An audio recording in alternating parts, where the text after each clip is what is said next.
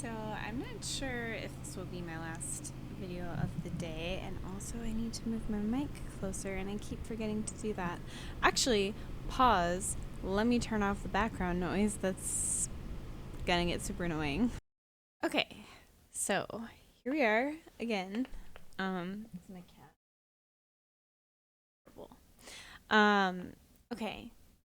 So the last set of journals that I'm going to make, which it's not going to be the last set of content I'm going to make. I'm thinking about um, different types of video game content I'm going to make, and like just different types of content in general.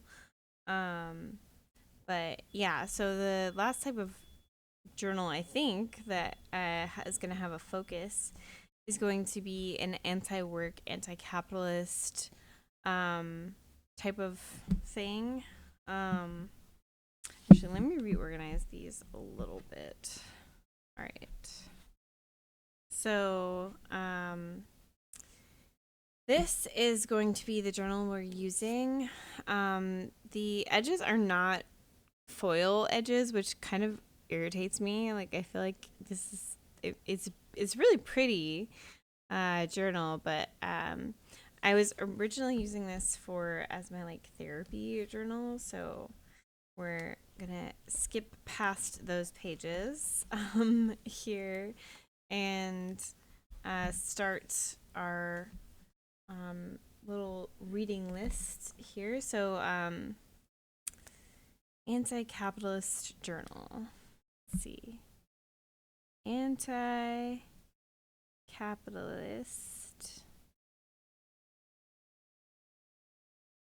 2025 and forever. Yeah, so reading list. I'm just going to include books for right now. And this is not an exhaustive list. There are plenty of other books. But for my list, I'm going to include books. I'm going to I might actually add some books to this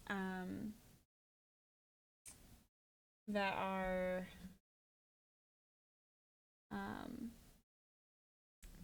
anything else hidden away in here. Like, there's just finding random things in my journals. No, I think that's it. Okay. So this is not going to be an exhaustive list by any means, and I might check out some books from the library. Who knows? But this first book here, I've actually already read. It's called The Problem with Work by Kathy Weeks. Actually, I just realized it. You can see it. The Problem with Work by Kathy Weeks. And just to this is a very difficult book to read. Like, Laziness Does Not Exist is the next book by Devin Price. And I'll get into that in a second. But The Problem with Work by Kathy Weeks is a very difficult book to read. Or at least it's difficult for me. The Problem with Work, Feminism, Marxism, Anti-Work Politics, and Post-Work Imaginaries. And let me actually try to... I'm going to try to move my microphone down a little bit so you can hear me a little bit better, hopefully. Here we go. So, let's see if that works. So, let me give you an example of what I'm talking about. One of the sentences here says, these 5 pairs are conceived as antinomies rather than contradictions to highlight the effectivity of their internal conflicts without presuming their dialectical resolution and teleological trajectory. That's just one example of a sentence in this book, and it's got so much. It's so dense. But I'm gonna reread it so that I'm gonna try to reread it, get a better understanding of it, include it in my video, and I'm gonna journal about these books. Laziness Does Not Exist is the next book, and I'm gonna put The Problem with Work underneath of this so you don't have spoilers for the next book. But Laziness Does Not Exist is a book that's been On my maybe list for a while, I like calling it a maybe list instead of a TBR, but it's really my TBR list. But this is a book about how laziness does not exist. So, social psychologist Dr. Devin Price tracks how the laziness lie spread through the United States during the eras of slavery and industrialization and embedded itself into society. Price outlines how our culture's hatred of laziness has poisoned almost every aspect of modern life, from work to school to relationships to our views regarding social problems such as drug addiction, homelessness, and COVID 19. Yeah, and this has been something that like I've thought about for a while. Like I hate when people call me lazy, and I hate when people call other people lazy. It just bothers me, and I really like that I'm going to have a way to like talk about that more than like point people. There's like an article I think Devin Price wrote, or like an interview with Devin Price about this book. But I'm going to try to read this book this summer as well. We produce more value for our employers than any other generation of workers has. We consume more information in a single day than our great grandparents did in weeks. Yet we feel lazier than ever. This is due to the laziness lie. So that's the next book that we're reading. And then I'm going to slide out the next book, Do Nothing: How to Break Away from Overworking, Overdoing, and Underliving. And this is by Celeste Headley. So we work feverishly to make ourselves happy. So why are we so miserable? Oh, interesting. Elizabeth Gilbert commented on this. I want to read Big Magic this summer as well. It's nothing to do with capitalism, but it's about creativity. Despite our constant search for new ways to optimize our bodies and minds for peak performance, human beings are working more instead of less, living harder, not smarter, and becoming more lonely and anxious. We strive for the absolute best in every aspect of our lives. Why do we measure our time in terms of efficiency instead of meaning? Why can't we just take a break? So that's not the full description, but you can find the full description, I'm sure. But yeah, I'm going to read this book as well. And there's another book called How to Do Nothing, and I'm not sure if it's an anti-capitalist book or not.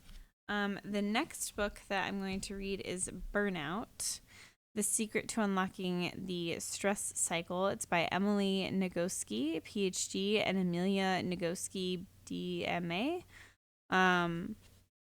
Burnout. So let's see. This groundbreaking book explains why women experience burnout differently than men and provides a roadmap to minimize stress, managing emotions, and living more joyfully. So I guess the target audience of this book is women specifically, but I think capitalism hurts everyone. But I'm still curious to read this book, so I will be reading this and as part of the Anticapitalist book list. The next book is one you've probably heard about, maybe not, but it's called Work Won't Love You Back, and it's by Sarah Jaffe. How devotion to our jobs keeps us exploited, exhausted, and alone. Oh, and there's a reading group guide inside. Oh, that's cool. You're told that if you'll do what you love, you'll never work a day in your life. In Work Won't Love You Back, Sarah Jaffe, a preeminent voice on labor, inequality, and social movements, examines the labor of love myth, the idea that certain work is not really work and therefore should be done out of passion instead of pay. Told through the lives and experiences of workers in various industries, Jaffe reveals how all of us have been tricked into buying it into a new tyranny of work. Once freed from all those binds, we can finally figure out what actually gives us joy and satisfaction. So there's that, and then the last book is I'm not sure if this is gonna be a good book or not to read, but I'm also gonna reorganize the order of these into the order I want to read them in. Okay. So this one is called Care, the highest stage of capitalism. I don't. Why does it get blurry like that? Like, what? Like, what am I doing wrong? That it's focusing on the wrong thing. Like, do I need to like slowly like take it like close and then like pull it? Nope, that doesn't work. I don't know how to get it to focus correctly. Like, do I turn it off and back on? Okay, well, there you go. So this book is called Care, the Highest Stage of Expert right here. Care, the Highest Stage of Capitalism, and actually Sarah Jaffe, the author of Work Won't Love You Back, the other book in our list. An absolutely necessary intervention in the most important political debate of our times. So this is by Pramila Nadison.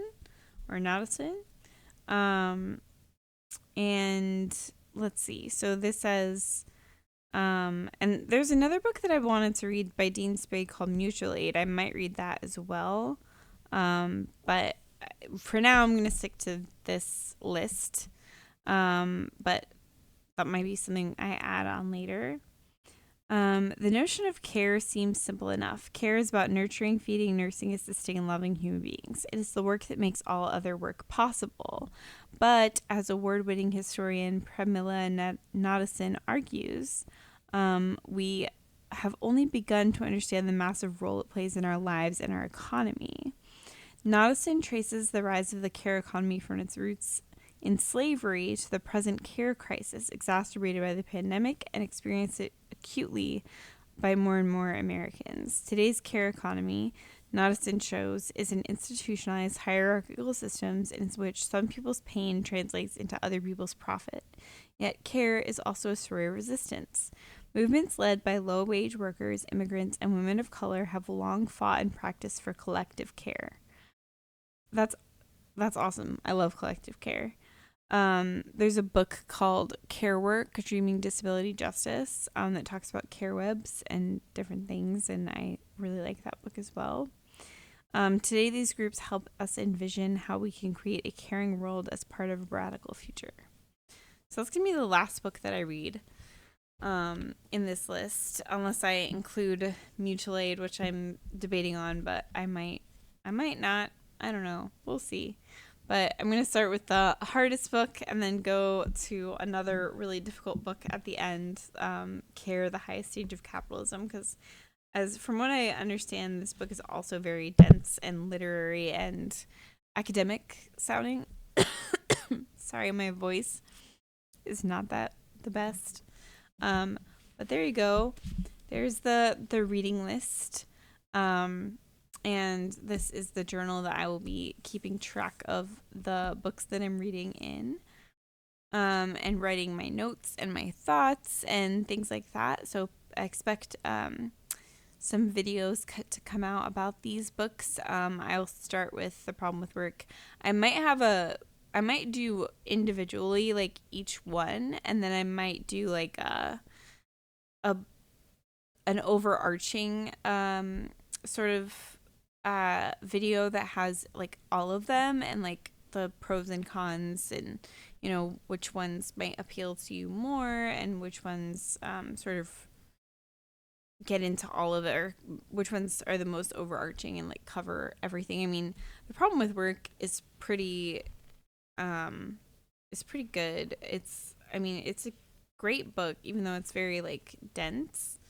I've read it. This will be the third time I'm reading it, so hopefully this time I actually understand it, but maybe I'm just not scholastic enough or academic enough. We'll see. So anyways, we'll start that. Now I've got like a